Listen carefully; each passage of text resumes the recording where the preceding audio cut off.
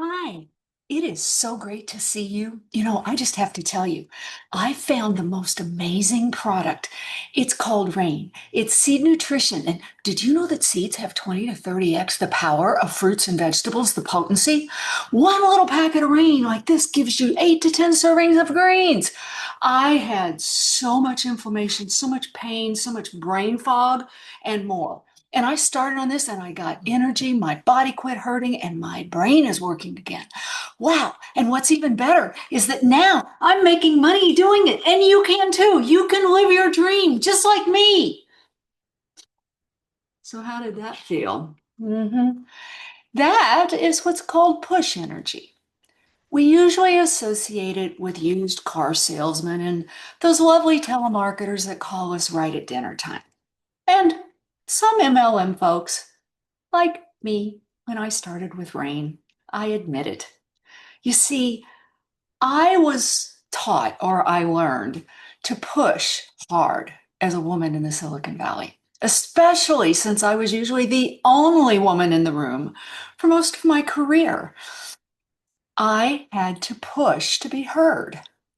But before that, I was in sales for about the first decade of my life and career, selling big, badass iron. And there, the push was expected. Everybody did it. The companies all did it. The competitors all did it.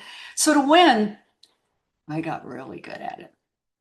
So good at it that when I started consulting, one of my colleagues told me lovingly, but when I walked into a room, it felt like a tidal wave and people took a step back, which, by the way, at that point in time, I was proud of it. Live and learn, right? So anyway, here I am, and Randy calls me about Rain, and I come on board, and being the eager beaver that I am, I sent out over 300 invites and got next to nowhere. And then Randy said to me, I think maybe you're pushing versus pulling energy right between the eyes. I mean, I know about push and pull. I teach it to my mind mastery clients.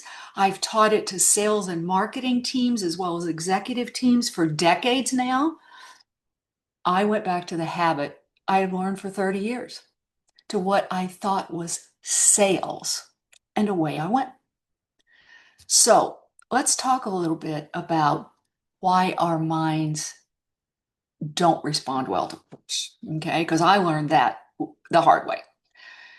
Pushing activates our mind's defense systems, and that puts you into a threat mode, or what we've all learned is fight, flight, or freeze, right? It doesn't matter if it's a physical push or an energetic push. We sense it because it's unconscious. So, yes, it's the same mechanism that makes you want to run if you see three big guys running down the dark alley at you. When someone pushes something at you, you retreat. Now, here's something I just learned that I thought was really interesting. I found some research that shows that our minds respond more negatively to push when it's about what we should think versus what we should do. So ponder that for a minute, because what that means is when you're talking with people about Rain and sharing with them, offering them to have a chance for their own epiphany, which we're going to get into, you need to be pulling, not pushing, because if you push, they're more likely to shut down. Okay? So that means it's time to talk about pull. Now, pull activates your mind's reward systems. It's a big hit of dopamine, like Christmas for kids.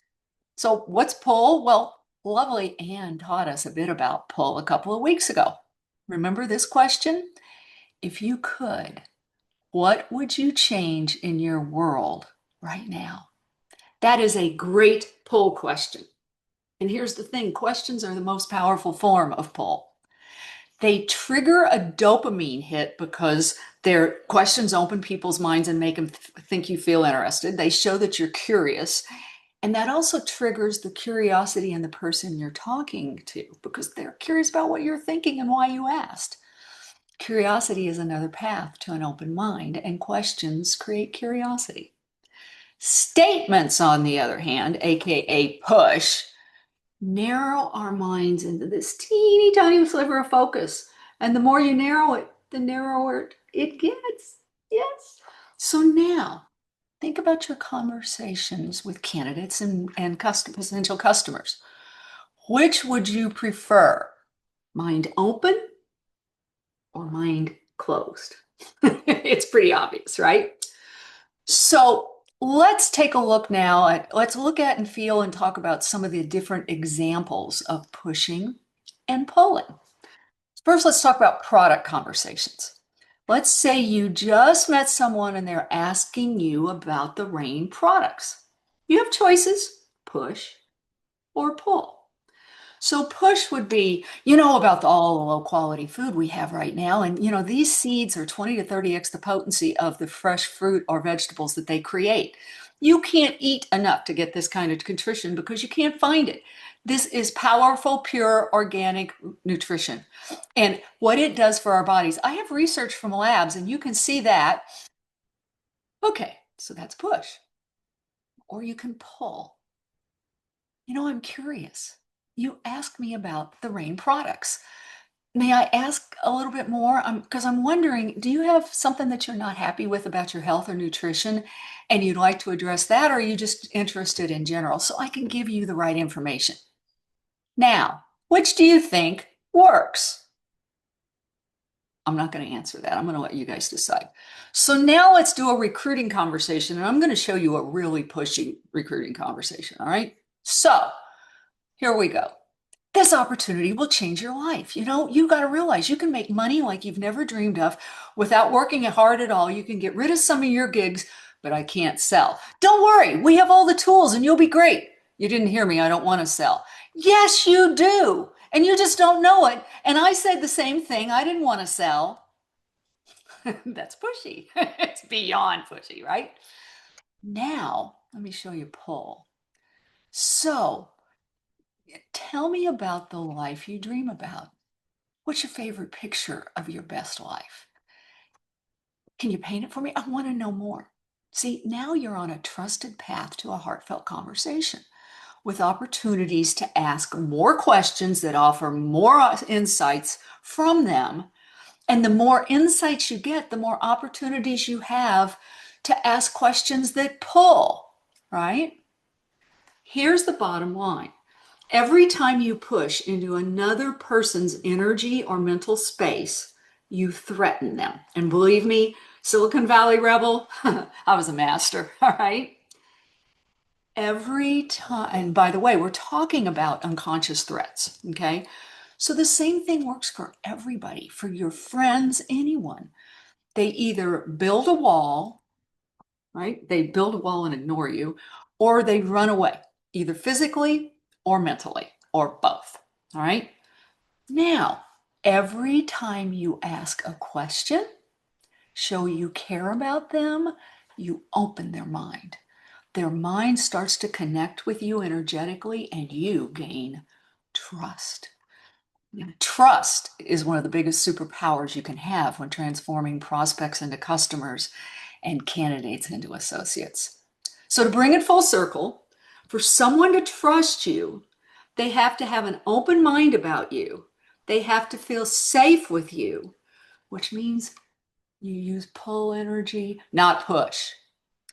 So, now let's talk about a few simple things you can do that shifts and opens minds and begins to build trust. Okay.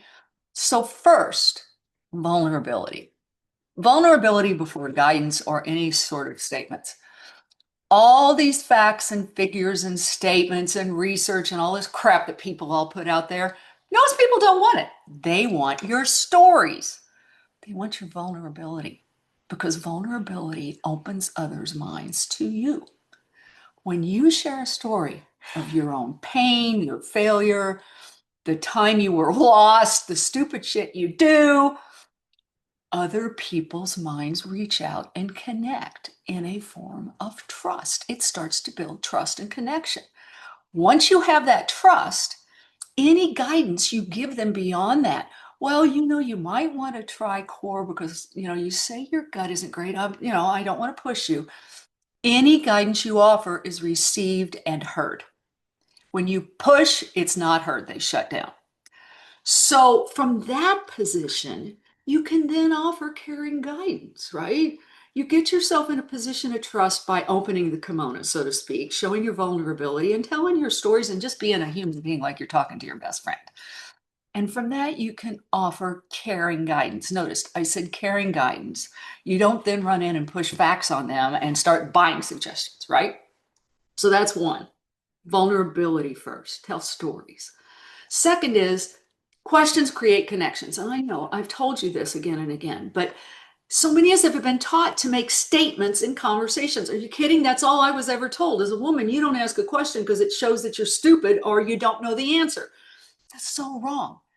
Opens the mind, makes the mind want to learn, lean in to listen and participate with you. When you ask questions that show you care about them, they begin to trust you. It also suggests to their mind that you are safe. Now, that is a double step up from threat mode because there's fight, flight, or flight, flee, fight, or fight, right? There's neutral, and then there's trust. So, guess what? When you take that double step up by simply asking questions after being vulnerable, you just got to a very powerful place to be able to have a conversation. Now, here's the third thing I'm going to tell you about. And this one I used a lot when I was doing marketing for tech companies. Here's a strange thing. You know, all those lists we come up with. So we'll have like 10 things we're going to say that we'll put, in the right order, or we list lists of value and benefits or whatever, and we put them on websites and all of that. They push against our minds. Now, if you're in a safe conversation, your mind takes in the full power of maybe the first three things of those lists, right? After that, after three, your mind begins to average the value of that list you're rattling off. So it senses push the more you go. So if you start rattling off a list of reasons to reign, your listener, one, averages that value and feels pushed after a max of three statements. And if you're building websites, don't list 20 things, list three. Break it up into different sections, but list three. Anything over three, and you dilute your value. And if you're doing it in a conversation, you create a threat and you shut them down. All right. It is a form of push. Okay. So instead, here's the trick. As you are asking your questions and learning more about them, kind of run through your mind about that list and pick the top three things that you want to share that are relevant to them and their story. And then use a fact with a question to paint their way to their epiphany. Now, let me show you what that means. How do you do that? Well, you follow a fact with a question, but here's some examples. Let's talk about a product fact. So, seeds have 20 to 30x the potency of fruits and veggies. And just one pack of a couple of different our products will give your kids everything they need for the day, nutrition-wise, from fruits and vegetables. Now imagine, here comes the question. Imagine knowing you and your kids are getting that kind of powerful nutrition every day without having to think about it, not having to worry about, did your kids eat lunch? Did they get any fruit? Have they eaten any vegetables? You know. See what I did? I used the fact, but then I opened out of it with a question to show them their epiphany, lead them to their nirvana of an experience, right? Now let's talk about candidates, and I'm going to take this one a little farther, right? You can make money with rain and get to run your own business. So think about this. Just think what it'd be like to have extra money to pay the bills, to have the time for your family and yourself. What would you do if you could live that life of freedom? Can you imagine it? What does it look like? What do you feel like? What do you see? I'd love to know. Here's the trick. If you can get them to talk about their sensory experience of their perfect time, you make an even stronger connection, okay? Because that connects to the unconscious mind and it's got a lot of power, okay? So now I know that that's a lot to think about, what I just gave you. Okay. So I'm going to give you 3 simple shifts to think about and begin to practice this week. Okay. So, number 1, instead of making a statement and telling them, always ask a question that matters to them. Make sure it's about them, and it'll matter to you too because you're getting more and more information and connecting deeper and deeper. Now, instead of planning your responses while they are talking, shut up, stop, and listen. Focus on them, not what you want to say next. We all have been trained to do this, right? We're all active talkers instead of active listeners. Active listening is not just a term, it's a way of life and a way of communicating that creates trusted relationships. So slow down and listen, and then ask the question from what they said, not what you have planned on your list. Okay? Then there's one other thing. Use your heart, not your head. When we speak from our hearts, others recognize it and they lean in. When we tell stories about ourselves instead of pushing facts and opportunities, people connect more deeply, see themselves in our experience. Okay? So, 1, instead of making a statement this week, always ask questions. Active listening, and then ask questions that are relevant and become a fascinated listener about them. Okay? And thirdly, use your heart, not your head. It's not in here. Connection comes from your heart, from your core, from that chakra. It is the way you connect into everything. Okay. Now, before I close, I want to share a funny little story about pull and push. All right.